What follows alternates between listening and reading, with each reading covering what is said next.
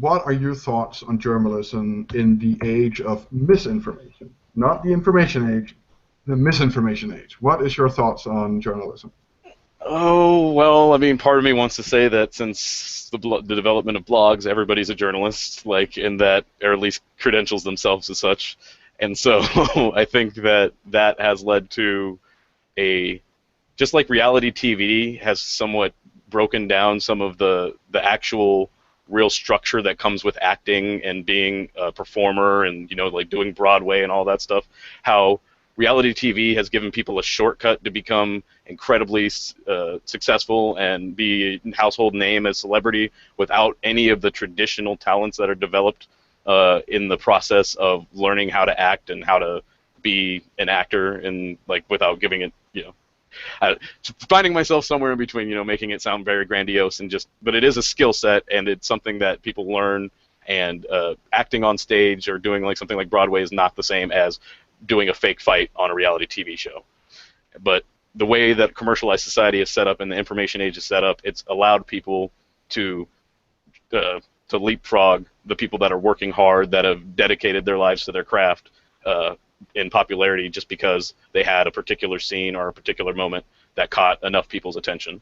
And so in that way, I think that journalists have had that same issue of, because everybody has access to be like a journalist, that we've seen a leapfrogging of some folks that aren't actually very talented at doing investigative journalism or deep dive journalism, but they're really great at generating clickbait or top listicles and all those types of things. And so those are left to the front, and the people that are doing hard hitting, investigative journalism about the tribe in Africa that's being armed by, this place, and they're using the weapons to destroy these people, that doesn't get any attention. Those people don't get the credibility or the credit that they deserve, and so it's pushed away by us not looking for it, not showing interest, not generating the thought germs of anger arguments about it, because we all just agree that it's really messed up or that there's nothing we can do or whatever. And so as a product of that, I think journalism has suffered significantly from that phenomena that you can see across many industries. So I don't take it all out on journalists, but it looks like we may have a caller. Yeah. Caller, welcome to the Scandinavian Perspective. What is your name, comment, or question? Okay, my name is Anthony, and I'm from Mississippi. Hello, Anthony. Okay, yeah, I just wanted to pretty much, say I do agree that there has been like a fundamental dismantling of what real journalism is over the years, or I guess due to social media or what we perceive journalism to be. It pretty much has been like wrecked down, because I mean the last 10 years, like so many different perspectives have been able to be allowed to the table by so many different outlets via the internet. And I think that's great in a lot of ways, but I also think that journalism and the media has also, they've picked their side in a lot of ways as well, and they've already made a decision to pretty much, from a conservative standpoint, from what I can see, pretty much use any type of divisive type of rhetoric, or any type of divisive anything that the media can cling onto that's divisive for the community or society as a whole. The media has pretty much decided that they're going to use that as a way to pretty much just brainwash society as a whole, because it's gotten to the point where society looks at media as a big portion of it, and it's starting to change in a lot of ways, because I'm watching the news from my computer, but the media has pretty much brainwashed society in a lot of ways over the past, where it's really confusing for everybody, because there's so many different options to get a perspective from, where no one really knows what the truth is, because the media and the government's never going to tell you the truth. Yeah. But they're going to give you a whole bunch of spin to confuse you.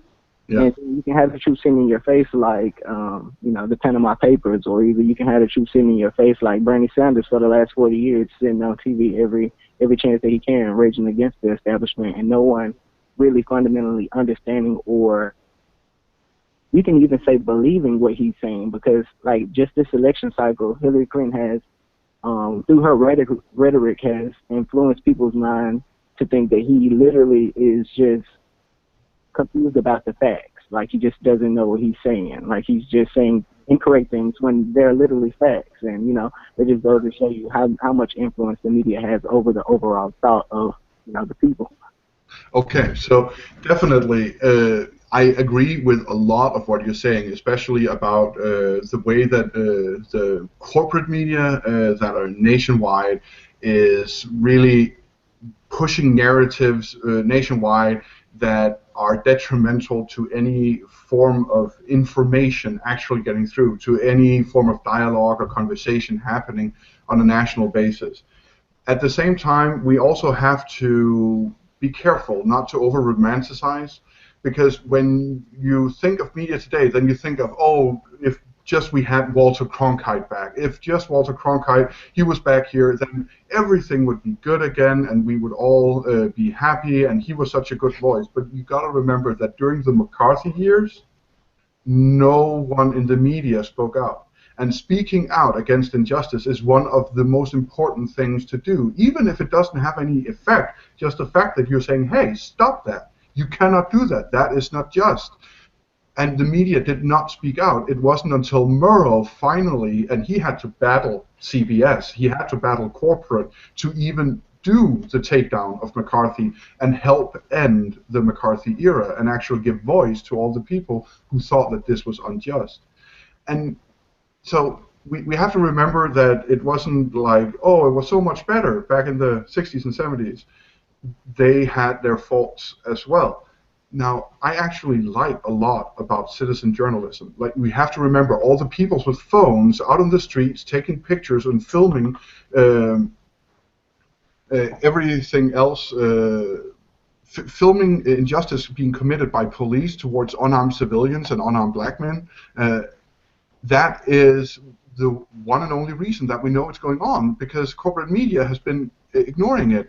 And us thinking that it only started like a couple of years ago as the first videos, that is insane. If you go, there is a video on the net by Malcolm X where he's speaking to a group of people about police violence and police brutality, and he's not talking about the southern states exclusively, at least.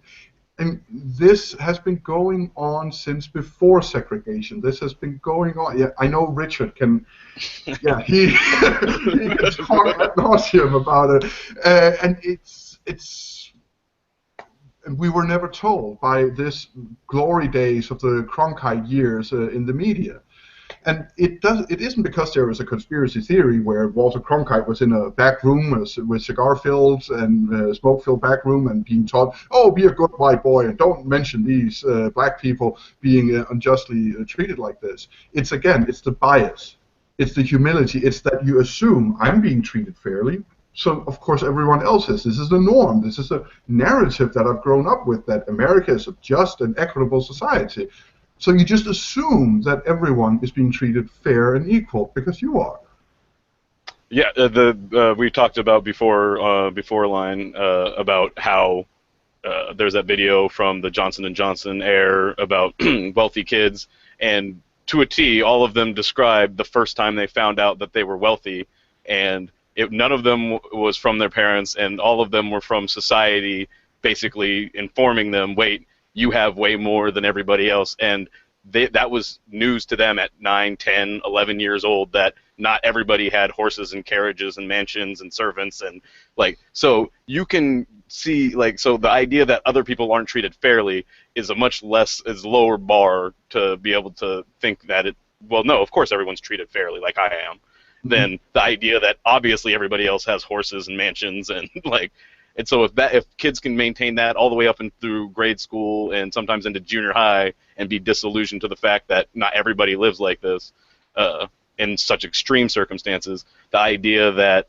you know, the cops don't treat you any more mean than they treat me. You know, I got rudely treated by a cop one time when I was drunk driving or whatever. So obviously they're probably like that to everybody. I mean, he barely let me go. He held me for 10 minutes before he let me go. Like, you know, they don't. It's easier to make that thing than it is. And so like, I it's not always malice. We don't need to attribute malice to everything that happens, and like even in the media and with like profiteering and stuff. I think Bernie and the Pope nailed it on that. There's a worship of money, and that money has replaced God in a lot of people's lives, and that the idea that the more money you have, the closer you are to God, I think is an unspoken truth that a lot of people are living.